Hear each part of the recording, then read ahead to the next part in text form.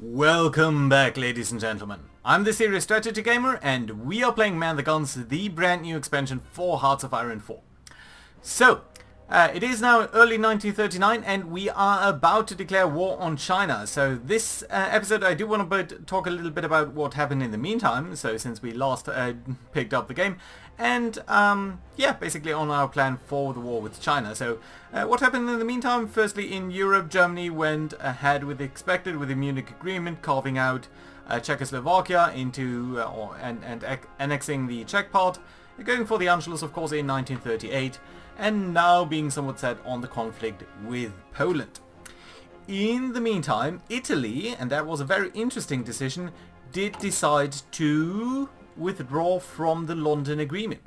The effect that had is, if I can find it somewhere, yeah, is that the escalator clause was invoked, and that does allow us to build heavier ships. So you can see the heavy ship max cost is now at 12,000 instead of 10,000 where it was before. So because one party has left, we are now able to build bigger ships.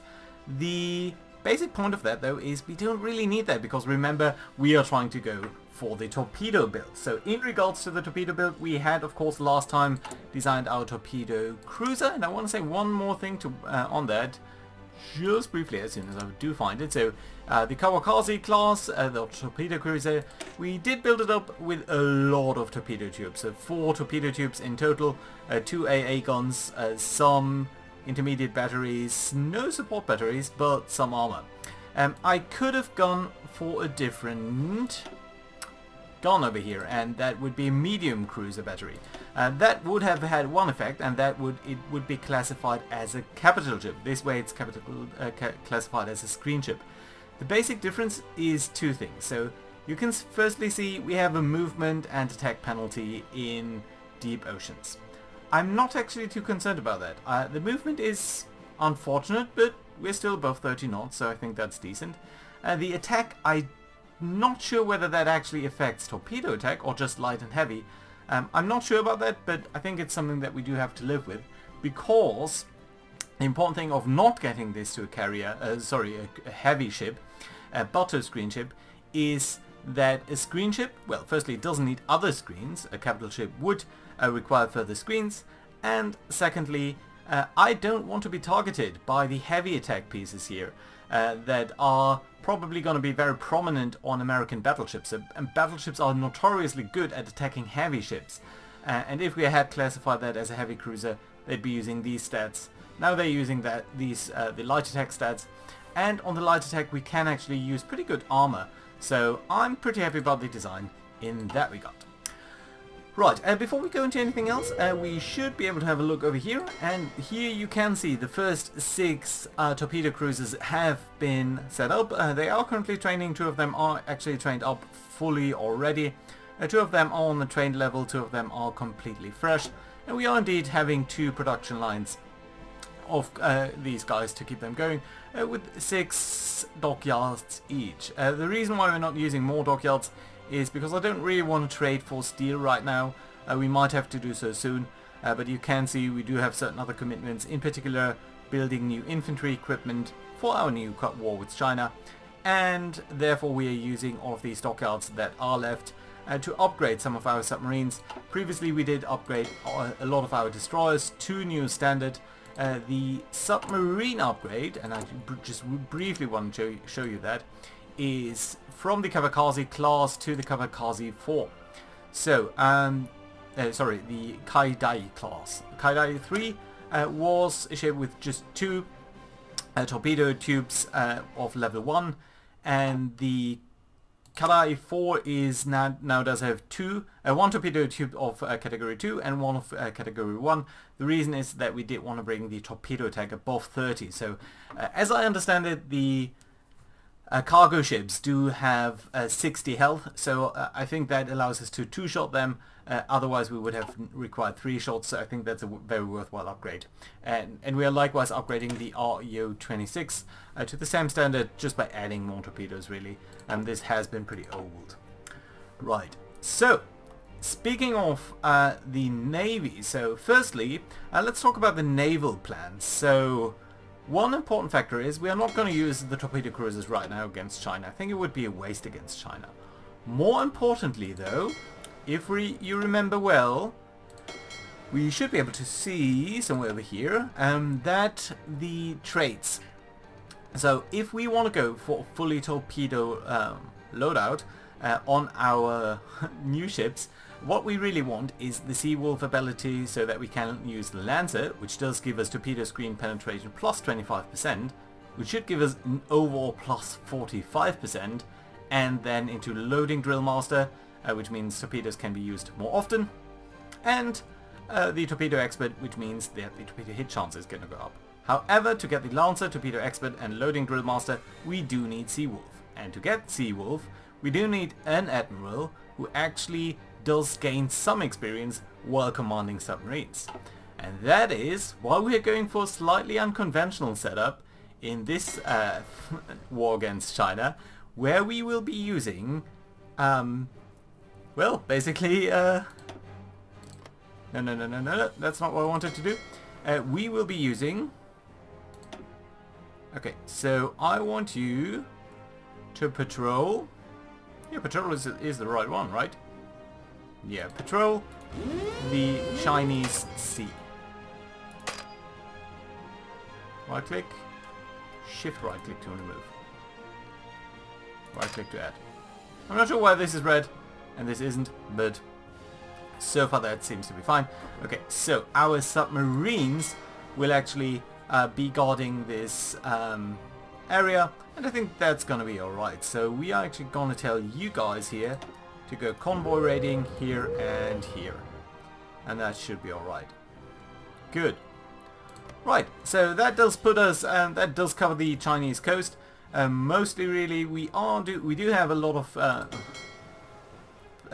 submarines that will patrol that area. Hopefully they'll get into some fights, and hopefully they'll give us experience so that we do get some commanders with the Seawolf trait, and that'd be lovely.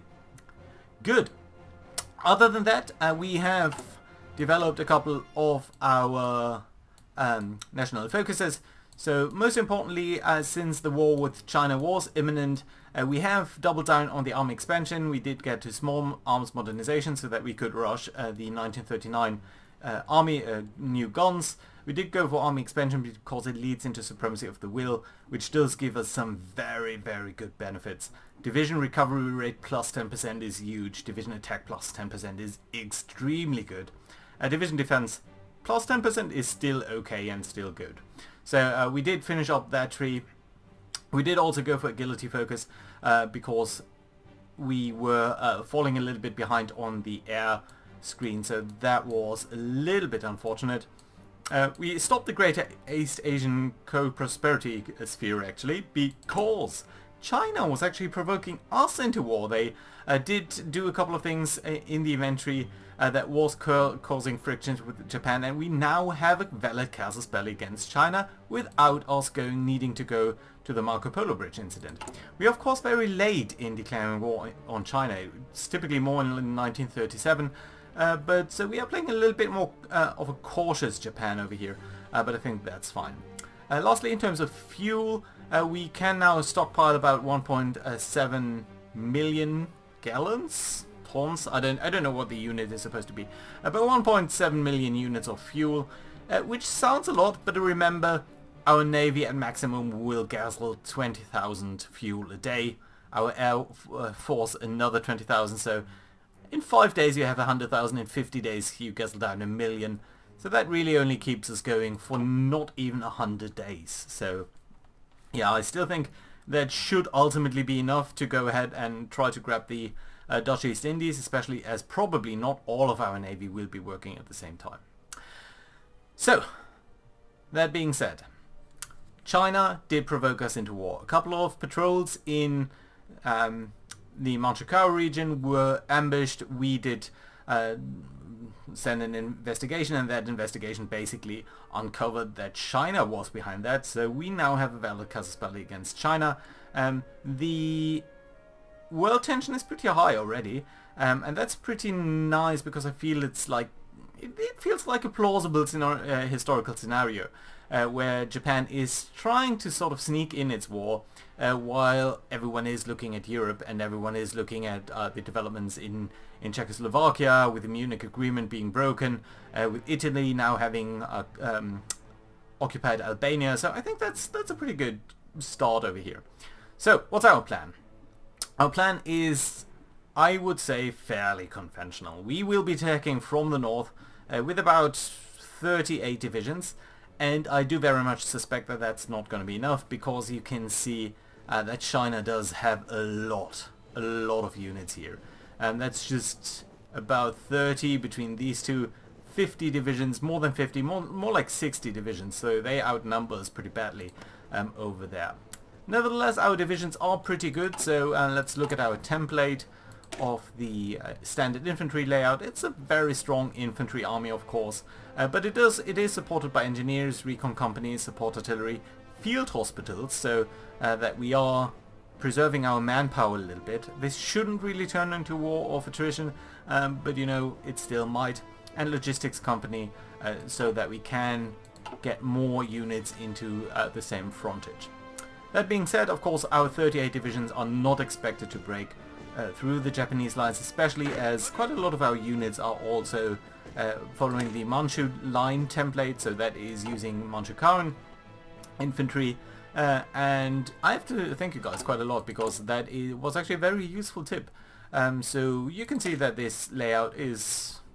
it's their idea. I don't know why they built it up like that, but the combat width is about 20, which is okay, and it is supported by artillery. I guess you could use other things, but we don't really have the army experience to go ahead with that, so I think that's going to be alright. Right, so what do we plan? We do plan to land over here on this peninsula, primarily using our naval forces. So our navies are going to go ahead and trying to land at Qingdao. There are some 6 divisions trying to land in Qingdao. They are basically, I think, with 20 units. Is that correct? Yeah, combat with 20, with some support artillery, some engineers. I don't think you really need anything else. Recon might be nice, but let's keep it as such. And then some ancillary landings of 1 division each on each of these 3 spots. So the idea here is to hopefully get the big port, the big naval base in Qingdao itself, and if that fails, at the very least capture the smaller naval base up here and ideally link up these areas. Once we have landed over here, we are going to bring in 2 things. We're going to bring in the so-called fast army, which does include our cavalry and some, I think about 4 motorized divisions. The motorized divisions are okay. These guys are mainly there not to do the bulk of fighting, but to expand quickly from over here. The bulk of the fighting is supposed to be done by the, what's its name, Second Army, which is consisting of sort of regular and veteran infantry of the big template. So these guys are going to come in here, land here, and then try to push out. Of course, we will need to try to establish a stronger base. If something fails, we will of course send at least 2 cavalry divisions south to Nanjing and hopefully land there. So note that that is somewhat ahistorical. Historically, the Japanese of course landed and started the war really in Shanghai, in the commercial district there actually, and then tried to push from there into the hinterland, but were held out in Shanghai in a pretty prolonged bloody fight. So the Chinese were really committed to defending Shanghai. We could of course do that and try to expand from here, but our main idea is to land here and try to maybe cut off these guys by maybe trying to capture this side of that river very quickly, and then maybe some provisions over some provinces over here. Our big hope is that Shaanxi doesn't join the war. We do have also some tank divisions that are trying to come up here to support this attack or defense, whatever happens. They're actually not that great, to be honest. I only realized a little too late that the template of these guys does include normal infantry instead of any motorized or other divisions, so they're really not that great. They do have some armor, but I very much suspect that the Japanese the Chinese, of course, will have something that can break that. In terms of the air strategic map mode, we do have some guys over here, so we do have some fighters that we can send to do some air superiority over northern China.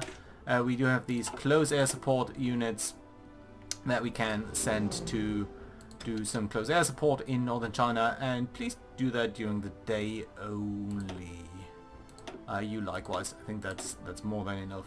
And we do have some tactical bombers which are over here, and which we will likewise send over northern China to do some close air support during the day. Good, that's fine. In terms of our research, we have been focusing quite a lot on the infantry equipment lately to get on with our war in China, so we've finished all of this up until here. We are right now researching more support companies, in particular the recon company, the field hospital and the logistics company, to be a little bit better. We focused a little bit on artillery. Naval, we haven't done anything recently, but in terms of air, we've at least uncovered the 1936 fighters, which happened pretty late, I have to admit. And we did do some things on the ground attack path. That is actually the reason why I'm starting this war now, because we've just now finished researching prepared defensive, which does give us a whooping 10% increase in organization and a little bit more in defense. So that, I think, is a very important step. We're of course not going to wait for this because it's going to take bloody ages. In terms of the air doctrine, we are likewise trying to get somewhere down here. And other than that, we are falling behind on the electronic path. In terms of industry, though, we are at least somewhat concurrent. And you can see that some of these companies should be coming in fairly quickly. So within a month we will have better recon and better logistics abilities, and hopefully that's going to be helpful. Advanced machinery tools, of course, also be extremely helpful. We've also saved up some political power because I wasn't sure how much I would about to get. But let's pick the Crown Prince over here so that we can get better division attack. And I think over here we might use the logistic expert if we do find that we are faced with a lot of attrition. But we are going to wait until that actually happens so that we know that we're not misspending our points. Good. We also picked Mitsubishi as our air design company, which does give us a lot more agility in our fighters and more mech speed. We could have gone for longer range as well, but I think that's a good decision. Right, so I've been talking quite a bit. Let's start the game slowly over here so that everyone is getting into positions, in particular our submarines. These guys need to come over there. You need to recover some organization, but that should be happening fairly quickly. And you over here have just gotten into position, so we'll see how the Chinese react to that. Looks kind of funny that they are not so much guarding this bank of the river, but are mostly focused on defending really Beijing and Tijuana itself, and the province in between. Right. We are on low manpower, that's to be understood. We are not producing any light tanks. We really don't have that many, so I don't think it's that worthwhile to spend on that. Yeah, and other than that, let's look at our navy. So I think all of our naval fleets out there. The last thing to mention is that we have picked the second battle fleet to support these naval landings in the Yellow Sea, because it does include some of our heavy battleships and our coastal defense ships, and that would be lovely. We are also going to pick the Kido Butai and park it just over here and then use its air cover. Speaking of the Kido Butai and air cover, I think I uncovered a bug. So let's have a look at the Kido Butai, and let's look at the Soldier class. So the Soldier class, you remember well, is one of our most advanced carriers, capable of carrying and supporting 60 ships. Now we did have inbuilt ships. We did also start with the Ruju class. The Ruju class only had 2 high hangars, which does only allow 40. Now I used our Ruju and upgraded it to Soju, so it should have gotten much more hangar space, much more deck space. Alas, it didn't. So we should be able to see that in the Kido Butai we do have the Soju. Yeah, that one does have 60. And the Hirachu, which was just the renamed one, it only has 40. So it wasn't we weren't able to really upgrade the deck space of the carrier. Now maybe that's working as designed, and you shouldn't be allowed to spend that, but we did spend the cost for that. So it was about 2,000 costs to upgrade that, and 2,000 is not negligible. We also did that on the light cruisers with the same result, or sorry, on the converted cruiser ships, and it had the same result. So that means that we were really being shortchanged, honestly, on the upgrade there. So we did spend about 4,000 industrial points, which is about one torpedo cruiser, a little bit more even. So yeah, honestly, that wasn't too nice of the game. So there is a bug. I could go ahead and probably go into the save file and change that. For now, I don't know whether that is fair. And maybe that's for you guys to also decide. Because on the one hand, I'm feeling I did it, I feel cheated, it's a bug, it should be changed, I shouldn't be spending 4,000 industrial points for nothing. On the other hand, I kind of suspect that the AI is suffering from the same consequences, so I'm not sure they are. I'm probably gonna load up a save game for the United States just to check out whether they upgraded any carriers and whether they were hit by the same problem. And if they were, I'm probably not going to do anything to the save file. If they weren't, then we'll see. Okay, enough talking. Again, let's start the game and let's wait for our divisions over here to have recovered at least a little bit. They don't need to be fully recovered because we can still spend some days or some time with the invasion itself. However, at least the tanks should be somewhat where they are. Also, it's currently raining, so we should be mindful of that. We are burning actually fuel, even though our navy isn't out in force. Just the submarines, which are kicking around over here. So that's lovely to see, actually. All of these submarines in the area. So yeah, let's. I'm actually very excited to see whether they'll be successful. And just in case they'll not, we do have the fast cruiser group over here, the first cruiser group. We do have the battle cruisers over here, and we do have some carriers over here in the carriers and the. Oh, you are supposed to support, aren't you? Okay, that's fine. Good. I think it's time. 26th of May, 1939 is when the war begins. Let's actually check for the time of day. You know, we might want to start in the early hours of the 27th of May. So, really? Why is it so choppy? Okay, here we go. Now it's time. 27th of May, early hours. Here we go, China. I do want to declare war on you. And we're going to call in for annexation. It's going to increase the world tension by 2%, but that's fine. Do we want to call in our allies? Yeah, I do think so. That's the puppets. Here we go. We are at war. And we do have decisions available. So let's look at these briefly. War bonds, would that give us? For 180 days, consumer good factories would decrease. That's not a bad decision. So, on the other hand, how many do we have right now? Consumer goods, 13. We are still building up the port in East Habai. Yeah, but no, honestly, not at this point in the war. A woman in the workforce, emergency factory conversions. No, I don't think that's something that we do want right now. What's the last decision? Industrial land appropriation. We don't really need that, I think. No. We don't need another building slot at this very second. Good. So, we've declared war. All of our guys are in position. I think it's time for the third army group over here to actually go ahead and activate its battle plan. There's very light opposition in your face. The Special Naval Landing Forces are going to activate all of their invasions at this very second. I'm not sure why not all of you are going out at the same time. I would have hoped that you were. And we are immediately coming under attack over here, and they are starting to push us back quite strongly.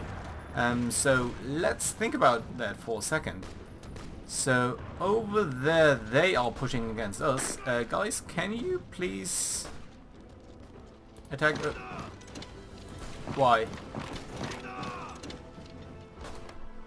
Oh, because Mango Cow isn't in the war yet? Call to arms. Send. Okay, they really should be in the war. Right, so you guys, can you now start? Yeah, you are. Okay, that's good. You're also attacking strongly over here. Okay, and we are still being pushed back on this front. And immensely strongly so. So, but only over here on these two provinces. So, you know what? Let's actually send all of our tanks down here. Except for one. We're going to send half of these divisions down there into that gap. And briefly look at the distribution of forces over here. So, you can see they have a very bad soft attack against ours. We are doing much better in terms of our attack. But will it be enough? I don't think so. So what we might actually do is pick up a couple of these divisions, but no. On the other hand, I do like it if they are getting sucked in here a little bit more, so that wouldn't be too bad actually. So our battleships are starting to sail, and that does already strain our fuel consumption by quite a bit. Our current consumption is 23,000 per day. More attacks happening here. Yeah, and they are starting to wear us down already pretty strongly. But it wouldn't be too bad. I mean, if all of these guys were over here, then we could probably take Beijing early. That wouldn't be too bad. This is still their capital zone, so this is another of the events. I don't think it's too relevant. You have low manpower, I know that. So where are our Marines coming along? Over here. And they are being supported by some heavy battleships. Let's also bring out the Kitabutai. Bring it over here and we'll use it to support the landings itself. We've loaded up our carriers pretty strongly with primarily fighters and ground attack support craft.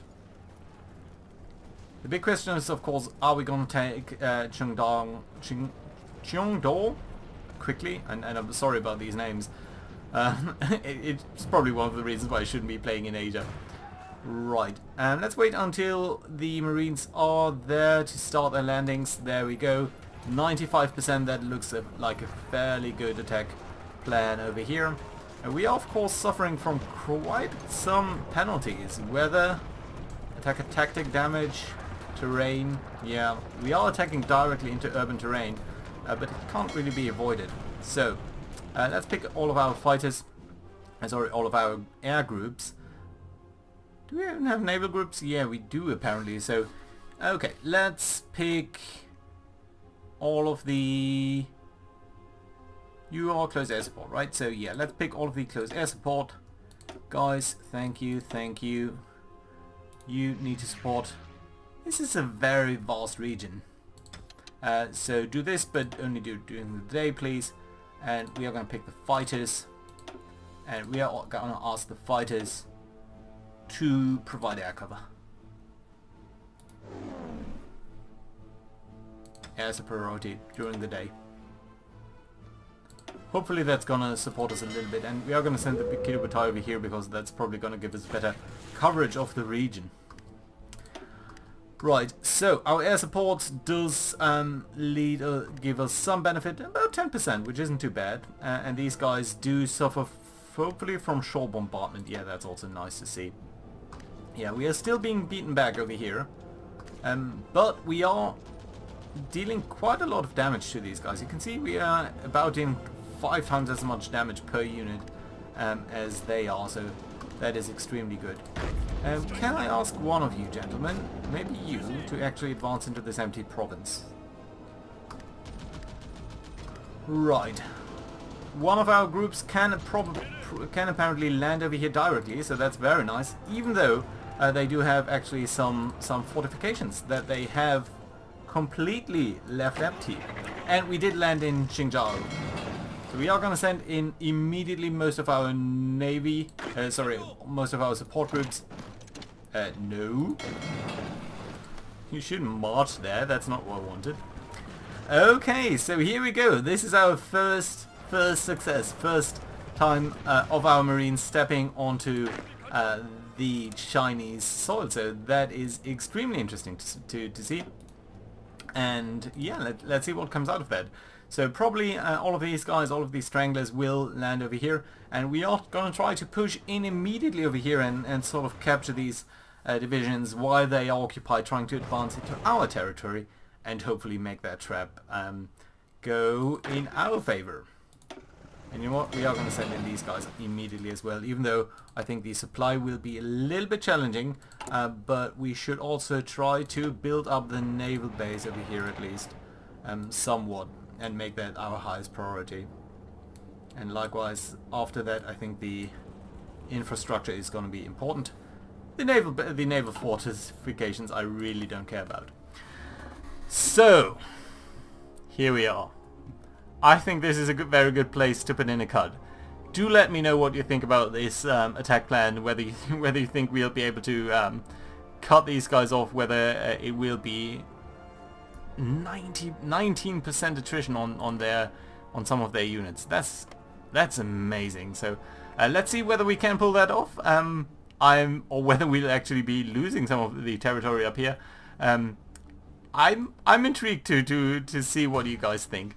Will our Air Force be enough? Will our Navy be enough? Will we have some interesting naval strikes done by our submarine commanders, and will we be able to get that? Also, please do let me know whether you think it's a bug that I could upgrade the battleships without being given the benefit of that, really. Whether you think carriers should be upgraded, or maybe not at all.